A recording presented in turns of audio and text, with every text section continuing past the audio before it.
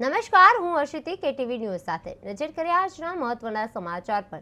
દેવભૂમિ દ્વારકાથી સમાચાર મળી આવ્યા છે। દેવભૂમિ દ્વારકા જિલ્લાના જામખંભાળિયા શહેરમાં ગટર લીકેજની સમસ્યાએ ગંભીર સ્વરૂપ ધારણ કર્યું છે। શહેરના ટાઉન વિસ્તારમાં તેમજ મુખ્ય માર્ગો અને બજારોમાં વારંવાર ગટરો છલકાતા રસ્તાઓ પર ગંદુ પાણી ફરી વળ્યું છે, જેના કારણે દુર્ગંધ અને મચ્છરોની ઉપદ્રવ વધ્યો છે। નાગરિકો અને વેપારીઓમાં ભારે રોષ જોવા મળી રહ્યો છે અને પાલિકાની કામગીરી પર સવાલો છે તે ઉઠી રહ્યા છે।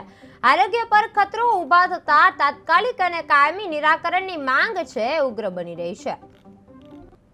ખંભાળિયામાં રોજ ગટર ઉભરાય છે। નગર નાકાથી જોધપુર નાકા સુધી આ જ પરિસ્થિતિ રોજની હોય છે, તો નગરપાલિકા શું કરી રહી છે?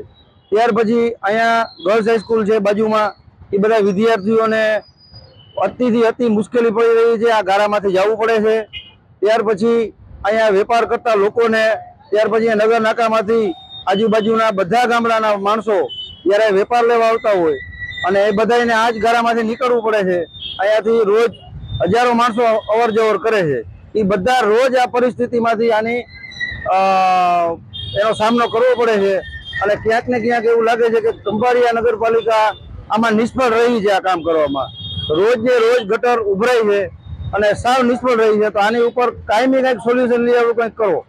બાકી આ પરિસ્થિતિમાં રોગચાળો અતિ ફાટી નીકળે, બરોબર છે, એનું જવાબદાર કોણ? નાના બાળકો, વડીલો, બધાને માંદગીની સામનો કરવો પડે છે, તો એનું જવાબદાર કોણ? બરોબર છે, તો આની વહેલી તકે નિકાલ કરો અને આનું પરમિનન્ટ સોલ્યુશન લઈ આવો એવી હું રજૂઆત કરું છું। નગર અમે ઉગ્ર આંદોલન કરશું।